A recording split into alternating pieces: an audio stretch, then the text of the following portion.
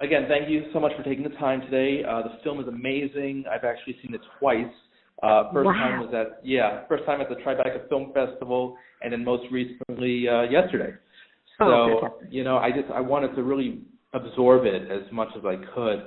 I'm curious, how did the film originally come about?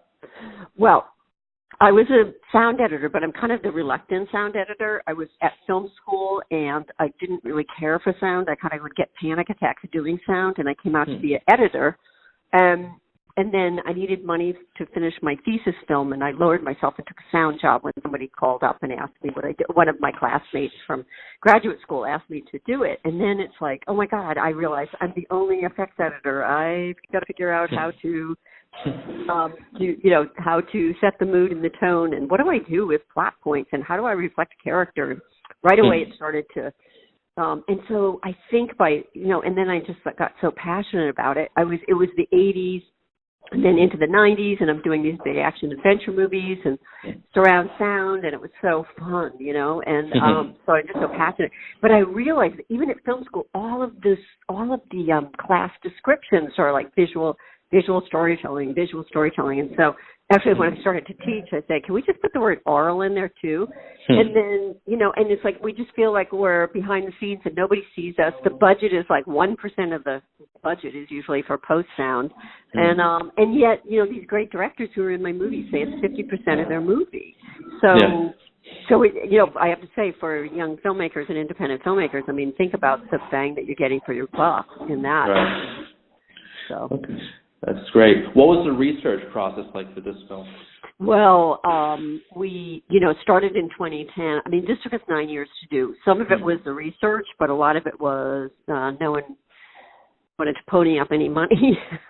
So that took a while, and I was also working full time, so we're doing it between things. But research, there wasn't. I'll tell you the truth. We did 90 interviews, and we have we have almost 200 hours worth of material because there was hardly anything on sound. And we lucked out that I think it's the 80s, one of those kind of entertainment shows recorded Murray Spivak, who did King Kong in 1933. And if it wasn't for that, we wouldn't have anyone from the first generation. Like Murray Spivak did sound on silent, supposedly silent movies, which were never really silent because they always had a live orchestra or someone behind the scenes or one person playing the piano or something. And if we didn't have him, we wouldn't have gotten that. Anyone from the first generation, and we barely could find photos of, people sound editing or doing anything with sound. Did you conduct the interviews yourself? Yes. So all of the interviews are me asking, and then anyone who was on the set who had a question or felt like something didn't get followed up would do. And Bobette Buster, my producing partner, would ask, a set of questions at the end. Yeah, so all of them were. The only one that wasn't was Alfonso. That was a British Film Institute BFI interview. Was it difficult wrangling all these great talent for interviews?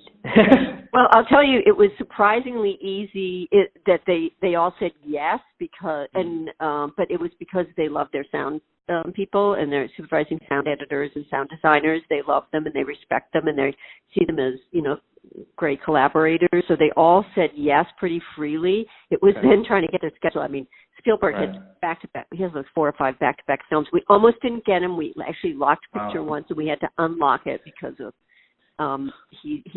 they were just getting the release for that PSC footage he's in, and then he said, "Wait, I really want to do it," and so we had to unlock the picture. The fun one was that we had we didn't have a connection with Barbara Streisand so much until Joan Allen. I mean, we weren't even thinking about her, and then Joan Allen told us that he's the senior vice president of Dolby, and he was the one that told us that she was one of the major people responsible for getting Dolby stereo into theaters, and she didn't know it herself, is the funny part. She had no idea that she was doing history, so that was fun. Now, do you consider sound editing more of a science, more of an art form? I consider it more of an art form for sure, because that's where I came from. Like when it was I feel like you just learn the technical because you to get to do something that works with the picture. So, and I would say too that all of the people that we interviewed and all of anytime I've ever gone to something and people ask questions to sound designers or even the recorders from the set, they'll ask them what microphone do you use or what software, and they all kind of get a little miffed because they say it's not about that. It really is about thinking creatively, and so I think that we just learned that. It's like if you had to learn cooking to be a great chef, you know. Gotcha. So in the 90s, you were on set with a lot of Jerry Bruckheimer productions. Yes. What was it like working on those fun films? Well, those were really fun. For me, it was fun because I was coming from my first union show was at Paramount, and it was Days of Thunder. And I had only done stereo, so to do and I had the bad guy's car. Oh, bad guy meaning the one who was always racing against Tom Cruise. I had his engine, and it was so fun, like doing those, and then the surrounds, and that was like, and all of the NASCAR kind of wide shots and aerial stuff. So that was like really fun to do. And they were so bombastic and crazy. It's like and a lot of the story is sound. So they were, What was it like working on The Rock? That's actually one of my favorite action my God. movies. It really is so funny. It's so good. That was crazy. It was crazy. I mean, the gunfight, all of this action stuff that was happening.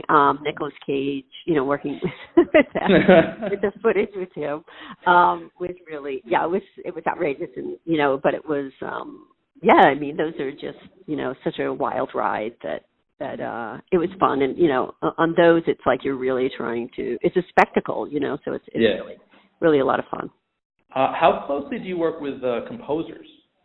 Not at all. Especially because maybe not even the supervising sound editor. So I was a sound editor, effects editor, and sometimes a dialogue editor. But here's the thing that's sad about Hollywood is that we don't work enough with the sound. Now, it might be changing. It's definitely changing more. But you're so separate, and then you come to the mix, and it's like, we both covered the same thing, and then you kind of duke it out about who, or it's, it will be the director's decision. What do you want to go with, music or sound? And then it's like you're trying to make sure that the dialogue doesn't get covered up, and then it's like, comes down to, should we run this with, is effects more effective, or music, or so, it's we should be doing that a lot more. It would be fun to, and sometimes we do, like on some sound designers, and like Skip Levesey in New York with Carter Burwell, who work on the Coen brothers, like they hand each things off to each other, because sometimes your effects will be in the wrong pitch, like frequency, and they also sometimes want to use your effects in their score, almost like musique concrète. Right. So it can be really great. It's something that should happen a lot more, and doesn't happen enough in Hollywood, I think. Gosh, I mean, Hans Zimmer is one of my favorite composers. Do you have much of a relationship with him?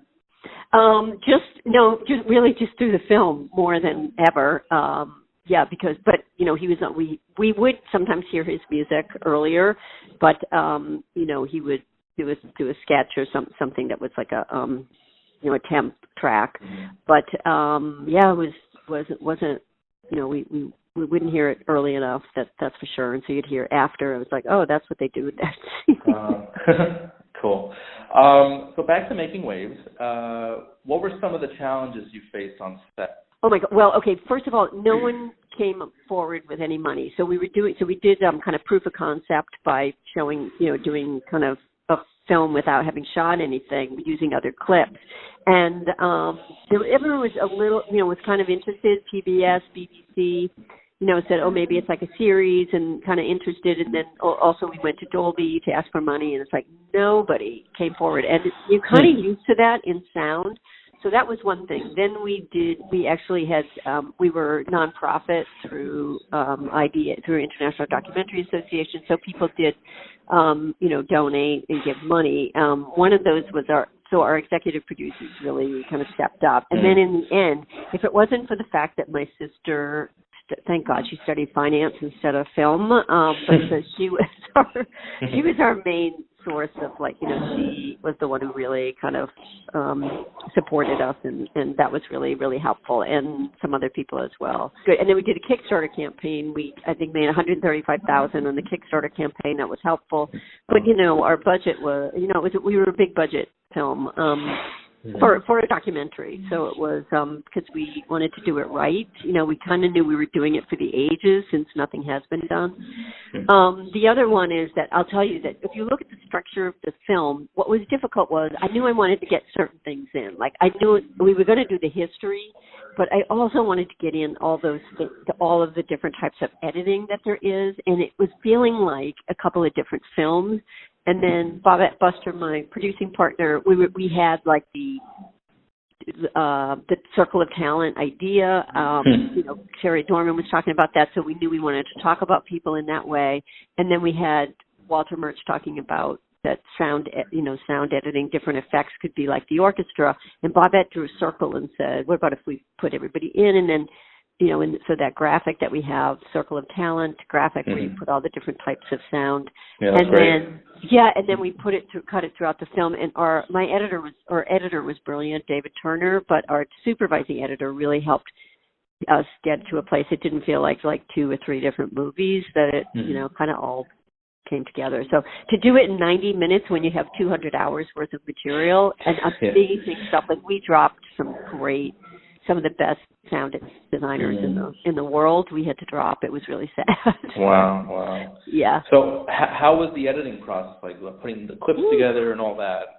Oh my gosh. Well, the first thing that we do every time that we got enough from, we did, Saving Private Ryan, for example, was a nice long sequence of, I think it was 9 minutes, and it had Spielberg and Gary Rydstrom, and then it had a lot of the editors, and that's what we would do and then we pulled River Runs Through It together, and Ordinary People, and so we'd pull different segments together, and then of course when we went to put them together they were way too long, so but we'd just keep pulling kind of scenes, and then I didn't want to make a 5-hour movie and then cut it down, but instead we'd pull together these beautiful kind of sequences, and then when we went to put it together, that's where Tom Miller, our supervising editor, was really helpful, and then we never even made it up to 2 hours, because I knew that I'm a strong believer that the human attention span is 90 minutes. Now, with over 200 hours of footage, what was your favorite interview? Oh my gosh. Okay. Wow. Well, it was so fun to interview Barbra Streisand, and it was at her house and all that. So she was fantastic. I feel like I loved Peter Weir, David Lynch, and Ang Lee were all I feel like their filmmaking is their spirituality, and it was just so beautiful to talk to them.